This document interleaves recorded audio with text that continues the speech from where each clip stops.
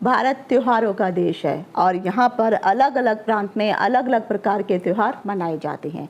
हालांकि देखा जाए ये सभी त्यौहार एक ही तरह के होते हैं, लेकिन इन त्योहारों का जो नाम होता है वह अलग अलग होता है।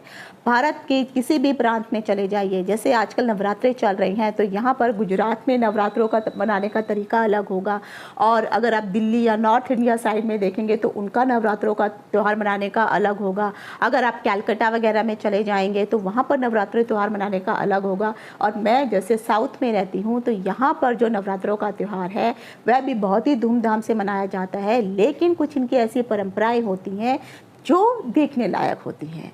हम सब जब भी पूजा अर्चना करते हैं तो माता रानी को जो है फूल मालाएं अर्पित की जाती हैं, और अक्सर आपने चाहे किसी भी प्रदेश में रहते हो तो माता को फूलों का हार अवश्य पहनाया जाता है। कई जगह पर माता को जो है पैसे की हार भी या पैसे की मालाएं भी जो है माता को पहनाई जाती हैं। लेकिन तेलंगाना में जब भी यहाँ नवरात्रों का त्यौहार होता है, खासकर जब शारदीय नवरात्रे होते हैं, तो इस समय यहाँ पर जो है माता को सब्जियों की माला बना करके पहनाई जाती है। इवन अगर आप देखेंगे तो माता को जो है अलग अलग जो भी सीजनल सब्जियां होती हैं इनकी माला पहनाने का यहाँ पे रिवाज है। दूसरा, यहाँ पर जब भी नवरात्रे मनाए जाते हैं, क्योंकि 9 दिन की नवरात्रि होती है, तो हर नवरात्रि का जो दिन होता है उसमें वह अलग अलग रिचुअल्स को, परंपराओं को फॉलो करते हैं। तो जब भी यहाँ नवरात्रे मनाए जाते हैं, जो सर्वप्रथम नवरात्रा होता है वहाँ पर वह बतकम्मा मनाया जाता है। तो बतकम्मा है, ये क्या त्यौहार है और इसके पीछे का कारण क्या है, क्यों यह त्यौहार मनाया जाता है। माता रानी को, जैसे मैंने कहा है कि सब्जियों की माला बनाकर पहनाई जाती है, आखिर माता को सब्जियों की माला क्यों पहनाई जाती है। तीसरा, बतकम्मा के जैसे ही एक और त्यौहार है जिसे हमें बोड़े अम्मा कहते हैं। बोड़े अम्मा त्यौहार भी जो है नवरात्रि के समय ही मनाया जाता है, लेकिन इसके मनाने का जो कारण होता है वह अलग होता है। तो आज के इस वीडियो में मैं आप सबको जो हैदराबाद में, तेलंगाना में, मोस्टली जो तेलंगाना में ज़्यादातर जो है तेलुगु लोग जो नवरात्रों का त्यौहार है वह बहुत ही धूमधाम से मनाते हैं।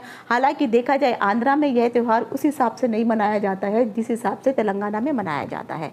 आखिर इसके पीछे का कारण क्या है और क्यों देवी को जो है इनके अलग अलग रिचुअल्स जो भी वो अपनाते हैं, ये क्या कहना चाहते हैं इस रिचुअल के द्वारा, और क्यों ये इन विधियों या परंपराओं को ये अपनाते हैं, इन सभी चीज़ों की जानकारी लेकर के मैं डिम्पल शांडिल्या जिज्ञासा ज्ञान की प्यास के माध्यम से अपने सभी नए और पुराने दर्शकों का हार्दिक स्वागत करती हूँ। नमस्कार। जिज्ञासा ज्ञान की प्यास यूट्यूब चैनल में आप सभी का डिम्पल शांडिल्या की ओर से हार्दिक अभिनंदन है। अगर वीडियो में दी गई जानकारी आपको मूल्यवान लगी हो तो इस चैनल को लाइक, शेयर और सब्सक्राइब करना ना भूलें। वीडियो देखने के लिए धन्यवाद। तो जब भी त्यौहार मनाए जाते हैं तो इसमें चाहे महिला हो या पुरुष हो या बच्चे हों, सबको बहुत ही आनंद आता है। और ख़ासकर जब दुर्गा माँ की बात आती है तो महिलाओं के लिए यह त्यौहार बहुत ही उत्सव के जैसे हो जाता है। इस समय महिलाएं जो हैं पारंपरिक परिधान पहनती हैं। अलग अलग राज्यों में जैसे गरबा जो है किया जाता है, गुजरात में तो वहाँ पे गरबा की ड्रेस अलग तरह से होती है। उसी तरह से जब आप तेलंगाना का जो फेस्टिवल मनाया जाता है दुर्गा पूजा के रूप में, यहाँ पर जो महिलाएँ हैं वह साड़ी का प्रयोग करती हैं और तरह तरह के गहने पहनती हैं, अपने आप को बहुत ही सुंदर रूप से वह सजाती हैं। तो सर्वप्रथम जब भी नवरात्रि का पहला दिन होता है और नवरात्रि का जो आखिरी दिन होता है, खासकर जो नवरात्रि का 9वां दिन जिसे हम कहते हैं, उस समय जो है यहाँ पर बतकम्मा का त्यौहार मनाया जाता है। जो बतुकम्मा का जो त्यौहार है ये बहुत ही पारंपरिक त्यौहार है। इस समय महिलाएं जो हैं रंग बिरंगे साड़ियाँ पहनती हैं और अपने आप को सजाती हैं और माता की पूजा अर्चना करती हैं। बतकम्मा फेस्टिवल यहाँ पे क्यों मनाया जाता है, इसके पीछे का कारण है, इसका इतिहास है। अगर आप बतकम्मा फेस्टिवल के लिए देखेंगे तो महिलाएं जो हैं एक टोकरी बनाती हैं और उस टोकरी में चारों तरफ जो हैं जितने भी प्राकृतिक के रंग बिरंगे फूल होते हैं उन फूलों को वो डेकोरेट करती हैं और एक बड़ा सा गोपुरम बना देती हैं। गोपुरम का अर्थ होता है, अक्सर आपने देखा होगा जितने भी मंदिर होते हैं, मंदिर के ऊपर एक गुंबद नुमा जो है आपको आकृति दिखाई देती है, इसी को ही गोपुरम कहा जाता है। तो वह फूलों एक टोकरी लेते हैं, उस टोकरी के ऊपर जो है एक बैम्बू की जो है एक टोकरी रखी जाती है और उस टोकरी के ऊपर जो है फिर तरह तरह के एक एक लेयर जो है फूलों की लगाई जाती है और फिर उसको बतकम्मा के रूप में पूजती हैं। बतकम्मा भारत के तेलंगाना राज्य में मनाए जाने वाला समारोहोत्सव होता है और इस त्यौहार को फूलों का त्यौहार कहा जाता है। फूलों की खुशबू और पारंपरिक सुंदरता का नज़ारा मनमोहक लेता है। यह त्यौहार ग्रेगोरियन कैलेंडर के अनुसार देखा जाए तो सितंबर और अक्टूबर के महीने में मनाया जाता है। यह त्यौहार मानसून के दौरान आता है और मानसून में पर्याप्त बारिश होती है, जिससे तरह तरह के फूल खिलते हैं। फूलों की सुंदरता देखने की ही अपनी एक पहचान होती है। यह त्यौहार सहुला बतुकम्मा अर्थात बतुकम्मा त्योहारों का चरम त्योहार माना जाता है और भव्य दशहरे के 2 दिन पहले आता है। मोस्टली जो कई महिलाएं होती हैं वह पुष्प उत्सव मनाने के लिए अपने अपने मायके जाती हैं और वहाँ पर रंग बिरंगे फूलों से बतुकम्मा सजाया जाता है। लेकिन कुछ ऐसी महिलाएं भी होती हैं जो अपने ही ससुराल में बैठ करके बतुकम्मा का त्यौहार मनाती हैं। बतुकम्मा पर्व भारत के तेलंगाना राज्य में महिलाओं के द्वारा मनाए जाने वाला एक क्षेत्रीय त्यौहार है। पूरे तेलंगाना क्षेत्र में यह बतुकम्मा पर्व शालिक वाहन संवत के अमावस्या तिथि से शुरू होकर के 9 दिनों तक मनाया जाता है। यह त्यौहार जीवंत और मनमोहक है। सांस्कृतिक पहचान का अपना ही एक अभिन्न अंग है। यह उत्सव केवल इसी क्षेत्र में उगने वाले फूलों के द्वारा मनाया जाता है। बतुकम्मा मानसून के दौरान सर्दियों के आगमन से ठीक पहले ही मानसून की बारिश के साथ तालाब भर जाते हैं और जगह जगह अलग अलग रंगों के जंगली फूल खिल उठते हैं। गुनुका पुल्लू और तागेंदू फुल्लू सबसे प्रचुर मात्रा में होते हैं और बंती, चेमती और नंदी वर्धनम कुछ अन्य फूल हैं जो पूरी तरह से यहाँ पर खिलते हैं। बतुकम्मा उत्सव सदुला बतुकम्मा त्यौहार का अंतिम दिन होता है और 1 सप्ताह पहले ही यह शुरू हो जाता है, जो आमतौर पर दशहरे के 2 दिन पहले पड़ता है। महिलाएं अपने मायके जाती हैं और फूलों की हवा में सांस लेती हैं और सुंदरता का आनंद लेती हैं। पूरे सप्ताह तक वह छोटे बतुकम्मा यानी फूलों की रंगोली बनाती हैं और इसके इर्द गिर्द वह जिस तरह से डांडिया खेला जाता है गुजरात में, वह बतुकम्मा जो बनाया जाता है उनको बीच में रख दिया जाता है और उसके चारों तरफ वह हाथों से जो है तालियां बजाती हुई एक सर्कल लगाती हैं और गाना गाती हैं और फिर उसके पास के एक तालाब में उन फूलों को विसर्जित कर दिया जाता है। अंतिम दिन पुरुष गुनुका और तांगेड़ी की तलाश में जंगल में जाते हैं। पूरा परिवार मिलकर के एक बड़ा बतुकम्मालू बनाता है। तरह तरह के फूलों को पीतल की थाली जिसे ताम्बलम कहा जाता है उसके ऊपर एक सुंदर पैटर्न का गोपुरम रखा जाता है और उस गोपुरम के चारों तरफ जो है वह अलग अलग तरह का प्रकार से एक एक जो है लाइन फूलों की लगाई जाती है। जैसे जैसे शाम ढलती है, महिलाएं अपने बेहतरीन परिधानों और गहनों में सज धज कर आस पड़ोस की महिलाओं के साथ इकट्ठा होती हैं। फिर वह फूलों की सजावट के चारों ओर घूमती हैं, प्रेम, एकता और संस्कृति का जश्न मनाती हैं। अपना उत्सव समाप्त करने के पश्चात महिलाएं थाली सर पर रखकर गांव और कस्बे के किसी बड़े तालाब की ओर चली जाती हैं। इस दौरान वह लोकप्रिय गीत गाती हैं और फिर बतुकम्मालू को तालाब में विसर्जित कर देती हैं। यह एक मधुर स्वर में समाप्त होता है और जब वह मालीदा मकई की रोटी और कच्ची चीनी से बनी हुई एक मिठाई है आपस में एक दूसरे के परिवारों में बांटी जाती है, वह प्रसाद के रूप में होता है। वह बतुकम्मा का गुणगान करते हैं और घर लौटती हैं और गलियां जयकारों से गूंज उठती हैं। इस प्रकार जो बतुकम्मा का त्यौहार है तेलंगाना में मनाया जाता है और ये बहुत ही खूबसूरत त्यौहार है और यह त्यौहार देखते ही बनता है। ये जो बतुकम्मा का त्यौहार मनाया जाता है इसके पीछे मानसून और प्राकृतिक को समर्पित किया जाता है, क्योंकि मानसून के द्वारा ही बहुत सारे रंग बिरंगे फूल खिलते हैं और फूलों का ही एक ये त्यौहार होता है। बतुकम्मा उत्सव प्राकृतिक, जल और मानव के बीच के संबंधों का उत्सव है। महिलाएं बोडू अम्मा यानी माँ दुर्गा की मिट्टी की एक मूर्ति का स्वरूप बनाती हैं, उसे बतुकम्मालू के साथ तालाब में विसर्जित करती हैं। ऐसा इसलिए किया जाता है जिससे तालाब की शक्ति बढ़ाने और उन्हें अधिक जल धारण करने में मदद के लिए प्रेरित किया जाता है। एक तरह से यह जल की और तालाब की पूजा होती है। फूल जो पानी में अर्पित किए जाते हैं, फूल पानी को शुद्ध और स्वस्थ करते हैं, जिससे हवा की गुणवत्ता में सुधार होता है। ऐसे समय में जब जल संसाधन कम हो रहे होते हैं, बतुकम्मा उत्सव न केवल संस्कृति के संरक्षण का एक तरीका है, बल्कि उन प्राकृतिक संसाधनों का संरक्षण करता है जो जीवन के लिए अत्यधिक आवश्यक है। यह उत्सव कृषि भावना को श्रद्धांजलि देता है, प्रकृति की महिमा का बखान करता है, मानव जाति की एकता और महिलाओं की अमर भावना का उत्सव मनाता है। बतुकम्मा उत्सव प्रकृति के संसाधनों का उत्सव मनाने का एक अलौकिक त्यौहार है और लोगों को एक दूसरे के करीब लाने का त्यौहार माना जाता है। बतुकम्मा का इतिहास देखा जाए तो बहुत ही पुराना है और इसके से संबंधित बहुत सारी कहानियाँ और किंवदंतियाँ भी प्रचलित हैं। बतुकम्मा त्यौहार किस लिए मनाया जाता है? इनके अनुसार ये जो कहानी है सबसे अधिक प्रचलित मानी जाती है कि चोल वंश का जो एक राजा थे उनका नाम धर्मगद था। उनके यहाँ कोई भी संतान नहीं थी। वह एक संतान की प्राप्ति चाहते थे, तो राजा ने बहुत ही समय तक माँ की पूजा की, अर्चना की, साधना की और तपस्या की। फलस्वरूप माता ने प्रसन्न होकर के उनके यहाँ पर एक कन्या की उत्पत्ति हुई। पर उस कन्या को हर साल कुछ ना कुछ जो था तरह तरह से प्रॉब्लमें आ रही थी, परेशानियां आ रही थी। अपनी बेटी की सुरक्षा के लिए राजा और रानी ने माता से प्रार्थना की और उन्होंने अपनी बेटी का नाम लक्ष्मी रखा हुआ था। लेकिन क्योंकि हर बार वह किसी न किसी कारण से जब भी उनको परेशानी आती, लेकिन माता के प्रभाव के कारण देखा जाए तो वह कन्या हमेशा बच जाती थी। इसके कारण लक्ष्मी के माता पिता ने उसका नाम बदल करके बतुकम्मा रख दिया। बतुकम्मा का अर्थ है जीवन और अम्मा का अर्थ है स्त्री। इसीलिए बहुत सारी युवतियां और महिलाएं बतुकम्मा का त्यौहार धूमधाम से मनाती हैं। जिस प्रकार लक्ष्मी को माता ने तरह तरह की दुर्घटनाओं से बचाया, उसी प्रकार महिलाएं भी ये वरदान मांगती हैं कि उनके परिवार में भी समृद्धि बनी रहे। अच्छे स्वास्थ्य की कामना करते हुए वह बतुकम्मा का त्यौहार मनाया जाता है। ऐसा भी माना जाता है कि राक्षस महिषासुर से युद्ध करने के बाद देवी गौरी गहरी निद्रा में चली गई थी। ऐसा कहा जाता है कि दशमी के दिन वह जाग गई थी। देवी पार्वती, जिन्हें बतकम्मा भी कहा जाता है, पुष्पों की प्रेमी मानी जाती हैं।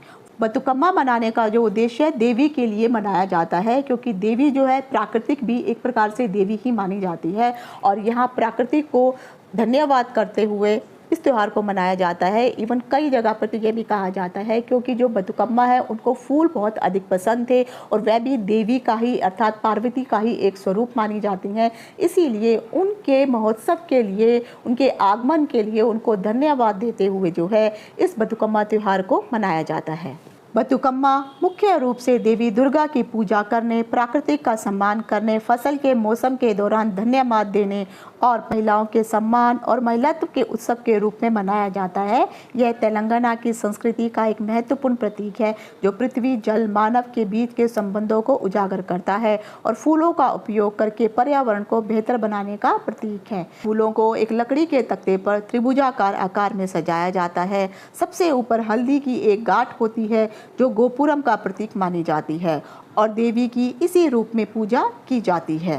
तेलंगाना का यह एक लोकप्रिय त्यौहार है। इसके अगले दिन से सार्वजनिक अवकाश रहता है और उत्सव दुर्गा अष्टमी को समाप्त हो जाता है, जो कि विजयदशमी या दशहरे से 2 दिन पहले पड़ने वाला एक अवकाश होता है। बतुकम्मा से मिलता जुलता एक और त्यौहार मनाया जाता है जिसे बोडे अम्मा त्यौहार कहा जाता है। ये जो बोडे अम्मा त्यौहार है बतुकम्मा के जैसे ही है, लेकिन मोस्टली ये जो त्यौहार है कवारी लड़कियों के द्वारा मनाया जाता है। इसके पीछे का कारण है कि जितनी भी कवारी कन्याएं हैं वह माता के आगे यह वर मांगती है कि जिस प्रकार से आपने शिव को प्राप्त किया था, उसी प्रकार से हे माता रानी हमें भी ऐसा वरदान दीजिए ताकि हमें भी एक अच्छा पति प्राप्त हो सके। तो एक अच्छे पति की, एक अच्छे वर की कामना हेतु जो भी कवारी कन्याएं हैं वह भी बतुकम्मा को वैसे ही सजाती हैं और फिर चारों ओर वह माता के गीत गाती हुई, जिस प्रकार से डांडिया खेला जाता है उसी प्रकार से हाथों से ताली बजाते हुए कवारी कन्याएं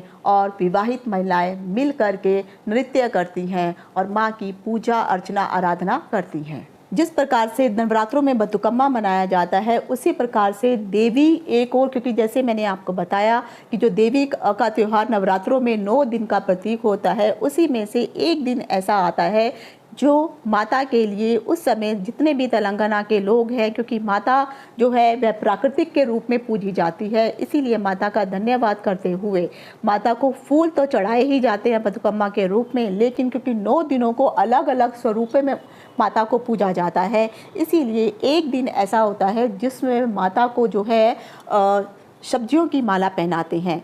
ये जो सब्जियों की माला पहनाई जाती है उस दिन माता को शाकंभरी देवी के रूप में पूजा जाता है। यहाँ पे जो शाक का अर्थ सब्जियों से लिया जाता है।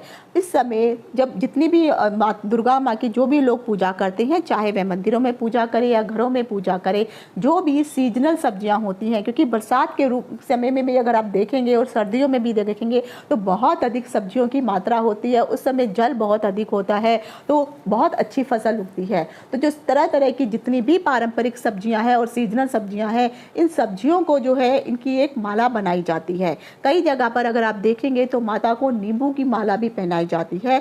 नींबू की जो माला है कम से कम देखा जाए तो इसमें 108 नींबू लगाए जाते हैं। यह प्रथा समृद्धि और अच्छी फसल के लिए देवी का आभार प्रकट करने के लिए मनाया जाता है।